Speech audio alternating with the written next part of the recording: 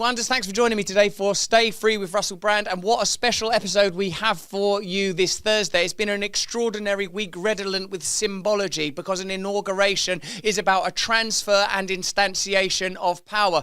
Do the ceremonies and symbols matter? Is the signified and the signifier somehow intrinsically, authentically connected to an identifiable and objective reality? Or can we say that the symbol of a swishing sword cutting a cake while dancing to the YMCA is meaningless, yet the symbol of a Nazi salute is filled with meaning? We'll be talking about the inauguration as well as the WHO withdrawal by Donald Trump, and additionally, if we have time, some matters emergent from the Southport murders in the UK and the democratic crisis that has been introduced in my country, the UK, because of the way that those murders have been handled in media and the kind of sort of cultural identity crisis that has coalesced around it, right up to, I suppose, the jailing of people for posting stuff on the internet, the grooming gang crisis, and the incarceration of Tommy Robinson. Joining me today and every week in this new Oracle series, which will make up our precious and beloved Thursday show, are my friends and allies and fantastic reporters, Lara, Logan and Neil Oliver. If you don't know about Lara Logan, she's an incredibly brave and brilliant reporter who made her name and her bones working inside legacy media and now does a great deal of incredible work in the field of human trafficking. I don't mean contributing to it. She's not got like a truck somewhere loaded up with the vulnerable. No, I mean preventing it, which I've seen her do marvelously and magnificently in a number of contexts, both at live events and online. Lara, thank you so much for joining us today. Thank you for having me, Russell. Additionally joining me is my doppelganger brother, my shadow self, and that great emergent archetype from the hills of Scotland, the coast guy himself, the magnificent Neil Oliver. Thanks for joining us, Neil. I'm delighted to be with you both, Russell and Lara. Thank you so much for joining us. The first story that we're going to discuss today is the inauguration itself. We're seeing seismic changes around the world since the election of Donald Trump. There are many legislative changes already in action, the withdrawal from the World Health Organization being the first and most significant among them. This is the WHO's response to America's withdrawal from the WHO. The World Health Organization regrets the announcement that the USA intends to withdraw. The WHO plays a crucial role in protecting the health security of the world's people, including Americans. Now, what do you think this indicates, Lara? Is this an end of globalism? Is this a positive step forward for America? Or does this indeed place the world's vulnerable and the health of Americans and the health of people around the world in jeopardy? Is this, do you think, an endorsement, an early endorsement of the Trump administration, or do you think this is an indicator of a malign administration? This is an administration that's carrying out its promises, and it's doing it from day one, right? I mean, Trump said on the campaign trail that he was going to withdraw from WHO. You know, last time around, he withdrew from the Paris Climate Accord. He was looking at the United Nations very closely. It really marks the era of Trump doing something that Americans, millions of Americans, have wondered about for a long time. Like, why are you a member of a group that every chance they get, they stand up and say how awful you are? You know, I mean, so that's, you know, and you're paying all the bills, or not all of the bills, but you're paying most of them. But so the WHO in that respect is representative of the UN and all these other global organizations. However, what's different with the WHO is COVID, right? Because you can make arguments, and I was born and raised in Africa, so, you know, I know that there are Africans who are part of these programs and supposedly benefit from this, although never seen any improvement in the standard of living or the health of any of these countries where the WHO operates in practice, right? So I'm not sure how much good it does, but this is a kind of safety net, or so we believe. However, what happened with the WHO during COVID was that they really led this march on the world that was based on one lie after another.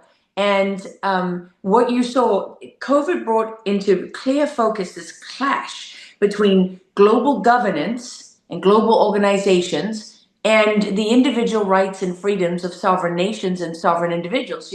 I mean, Europe was ready to toss the Nuremberg Code out the window. It's like, oh, goodbye, Joseph Mengele, goodbye, Nazi Holocaust and all the rest of it. We don't care about the Nuremberg Code anymore. It's time to talk about forced vaccinations. Well, the Nuremberg Code was implemented specifically to prevent you from being forced to do something medically. But in the United States, you have a Bill of Rights, and you have a constitution, and people are not just going to go along with that. They're not going to indefinitely suspend their liberties. And then, by the way, sign on to a treaty that says that the WHO, the next time there's a pandemic, is going to be in charge. So really, I think it was the mass murder and harming of people all over the world that brought this issue of global governance into focus. And I don't want to talk too long. I want to hand it over to Neil. But, I have to say, me personally, I'm one of those people that says the WHO can go, they can get knotted. And you're going to have to come up with some other system, a better system to help people across the world than one that is profoundly dishonest and, quite frankly, tyrannical, and then harming people. I mean, who wants that? No, thank you. Trump emphasized in the withdrawal the economic aspect of the United States' relationship with the WHO, that their contributions significantly outweigh, for example, that of China, while America, of course, represent a smaller population. Neil, do you consider this to be an economic or ideological withdrawal, and what do you imagine its impact to be?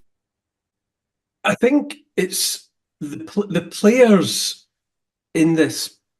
on this board are so slippery that I would need to wait and see what actually happens and how the words manifest themselves in the days and weeks and months ahead. Trump's America has previously withdrawn funding from the WHO, but money then went more directly to Bill and Gates. I can't remember whether it was the Bill and Melinda Gates Foundation or whether it was Gavi, but the money was redirected so that it seemed to have left where people didn't want to see it, but it still ended up in a connected destination. Bill Gates, or the Bill and Melinda Gates Foundation, being amongst the biggest private funders of the WHO, and I would need to see what actually happens. When I say slippery, the WHO were pushing the pandemic preparedness treaty, which they were trying to get every functioning country on earth to accept. Then that garnered the kind of headlines that became a bit problematic for the WHO. Perhaps it went a bit into the long grass, and then lo and behold, it resurfaced in the United Nations in New York with talk of the Pact for the Future and so on. So something that had seemed to be kicked away or pushed down by popular displeasure, then resurfaced somewhere else. I would need to see what it actually means. I would very much like to see the World Health Organization cease to be. Yeah. I think it's a malign presence, and I don't want it funded by anyone. I don't want it having any authority anywhere. And if Donald Trump means it when he says that, he, for his part, is going to withdraw everything from them, then good. But I would need to see in the weeks ahead how that actually shapes up.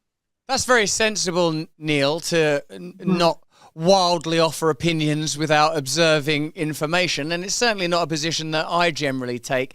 I suppose the only thing around which we would have consensus, the three of us, is that the WHO could be regarded as a malign influence on global health, which is an extraordinary verdict to achieve consensus around, given the nature and name of the organisation. But we have accumulatively so much information on what their agenda appears to be that it's difficult to remain optimistic. And it's Trump's opposition to globalism that forms at least a significant part of his popularity and, I would say, power. But I'm the reason I'm so grateful to both of you and for the complexity and nuance that you bring to your opinions always on all of the subjects that we've discussed over the years is because this isn't a simple matter of the kind of neoliberal left bad and compliant acolytes of a globalist agenda and MAGA populists, good, bold opponents of globalism.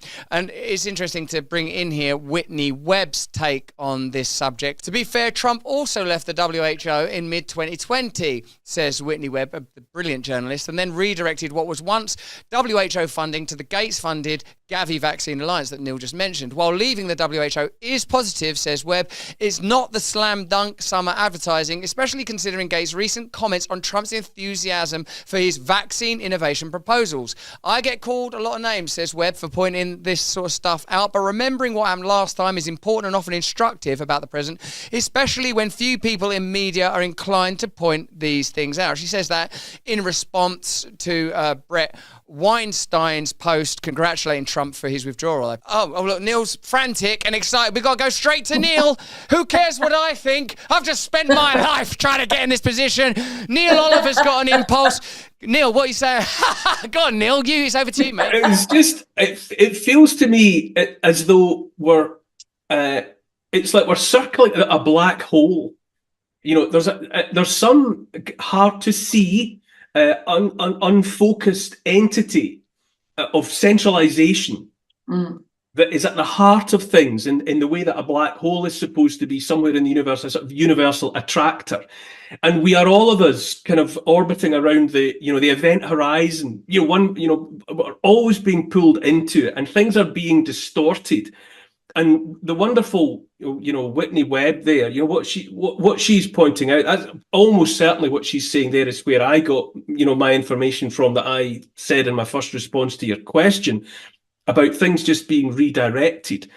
There always feels to me now like we're all moving, whether we want to or not, whether even Trump wants to or not, whether Robert Kennedy Jr. wants to or not, we're being pulled by something centralizing.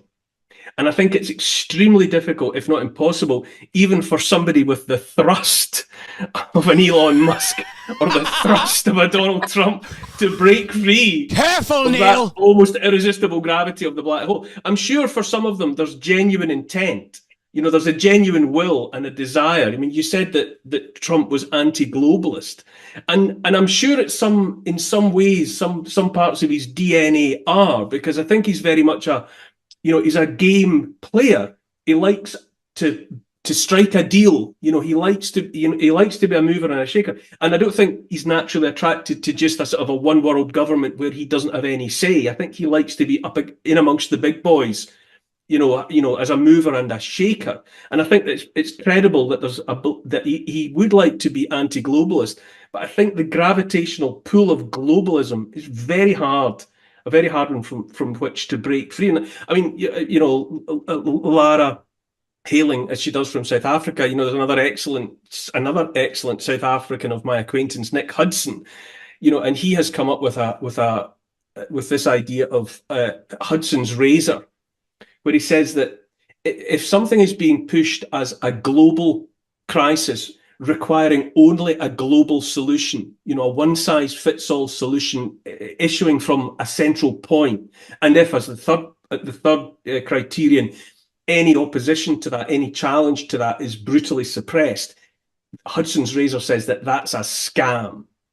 And Hudson's razor identifies scams, and I think in the context of the WHO, as I say, they want that iteration. Call it the WHO, call it the United Nations. It keeps on popping up in different forms, but it's a centralizing force that draws everything towards it.